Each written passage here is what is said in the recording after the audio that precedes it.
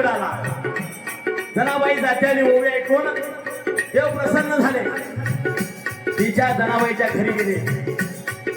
जात ओढू लागले. जात ओढताना शेणाने हार गळ्यातील अडवायला म्हणून सुट्टीला अडकून ठेवला. पहाटेचे 5 वाजले. बडवे लोक देवळात आले. बघतात तर देवळात देव नाही. रुक्मिणीकडे तक्रार केली. रुक्मिणीनं अंतकरणाला बघितलं. देव जनाबाईच्या घरी होते.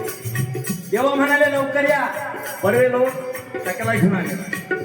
असं म्हणतात देव लगेच मंदिरामध्ये आले.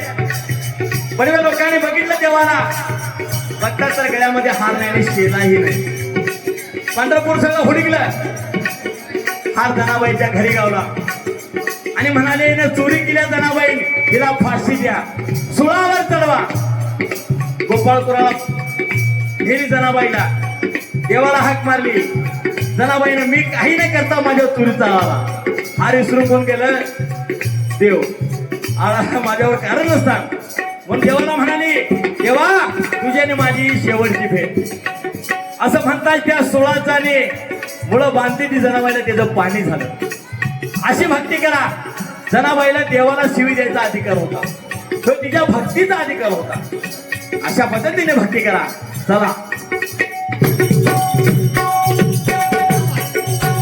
शुद्ध भावांत कर्ण धन्य तुकाराम है. जगा माझी केली भक्ती भक्ती निष्काम.